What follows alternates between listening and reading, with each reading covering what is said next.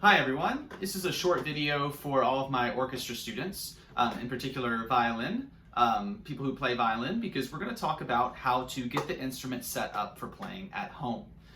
There's three main components that you're going to need to play your violin successfully. They are the instrument itself, of course, the shoulder rest that goes on the back of the instrument, and then you're also going to want to have your bow. So let's start in order. The instrument first, of course, we have it out of the case. To put the shoulder rest on the instrument, I want you to look at your shoulder rest and figure out which end is wider than the other. If you look here, you can see that this end of the shoulder rest up here is noticeably wider than this end down here. The wide end of the shoulder rest is going to go on the top of the violin here. So you need to hold the violin like you were going to play it, hold the violin in guitar position, and then take it off away from you and match the wide part of the shoulder rest with the top of the instrument. And then the bottom of it will go on right here. Now, you'll know that this is done correctly because when you put the instrument up onto your shoulder, the shoulder rest is going to match the natural curve of the shoulder and the upper part of your torso here. So this will feel just like it sits and matches that shape. Now, if I put it on backwards, so now the tapered end, the small end, is going up on the top of the instrument. Let's see what happens here. So now I cannot even get my instrument all the way into playing position because this part is actually bumping into my collarbone right here. So I cannot comfortably hold the instrument because the shoulder rest is backwards. So if it feels funny, if it feels like, hey, this instrument is not going to fit in place, chances are the shoulder rest is on backwards. So one more time, I'll show you. I've got the wide end up here on top, and then when I bring it back around, it fits very snugly and it matches. Ooh, let's get that back on there.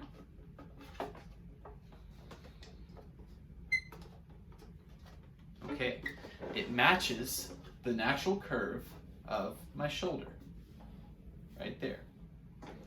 Okay. So the shoulder rest is now on and secure. Let's talk about the bow really quick.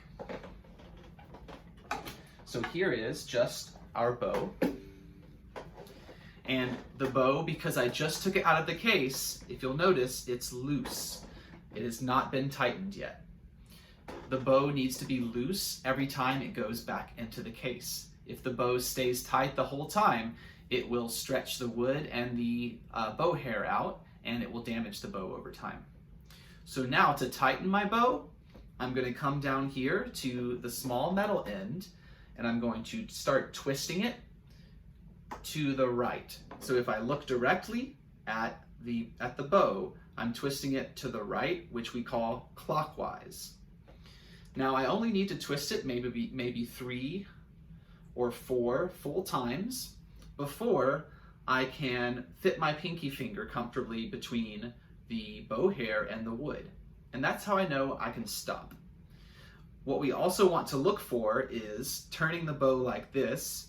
You should see a dip or a slight curve in the wood going down like this.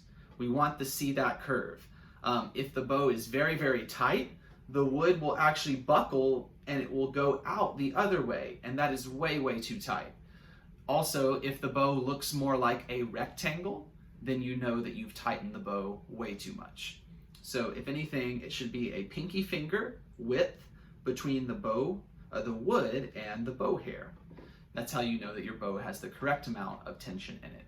Then, because I'm not going to play right now, I'm going to loosen my bow by turning to the left or counterclockwise. And I'm going to undo the tightening that I just did. And I'm going to go until the bow hair starts to become loose like that, and it actually starts to come apart. Now please don't touch the bow hair with your fingers. I did that just to demonstrate it, but please do not touch the bow hair with your fingers. The natural oil of your skin will get onto the bow hair and it will damage the bow. So, last thing with bows is the rosin that we use to make the bow hair sticky.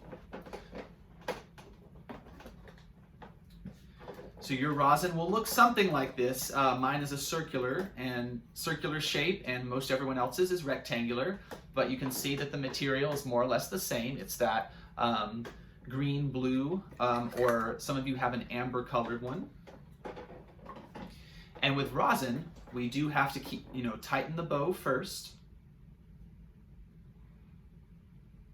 Now my rosin has a built-in cloth that I can grab while I'm holding it. And that's so that my fingers don't touch the rosin. Rosin is made from a sticky substance, and if you touch it with your fingers, it will get onto your skin. In addition to just being annoying, then that rosin will actually get onto the strings on your violin, and it will mess things up. So please make sure that you're not touching the rosin directly. You're grabbing it around the rosin that you have at home. Is rectangular with a little wooden box that it sits in. And you want to always be grabbing it by the wooden box.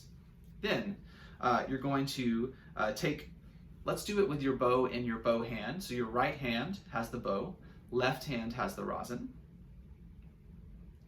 And all you want to do is slide the bow down. You'll hear a slight scraping sound or a swishing sound. Each time you go, that's 2, 3, 4, 5, I'm going to do 10, 6, 7, 8, 9, and 10. So anywhere between 5 or 10, there's no real exact number that you have to do. You kind of just have to figure out, get a feel for it, do it enough times, and you'll figure it out how much you need. I will say though that in almost every case, you do not need to rosin every day. Even with me playing violin every day for at least 30 minutes a day, I find that I typically only re-rosin my bow maybe once a week at the most. Now, it may depend on if you have a newish bow. New bows take some time to build up a natural layer of rosin in the bow hair. So a new bow, or one that looks more white than yellow, that will actually need to get some more rosin into it in order to sort of break it in and have it play good. So in summary, we've got our instrument now with the shoulder rest on, with the wide part of the shoulder rest up top so that it fits on the left shoulder here. We have our bow tightened just enough to get the pinky finger in between the bow hair and the wood, keeping this nice natural curve in the bow. And just like that, we're ready to play our violins. Great. Thanks for watching.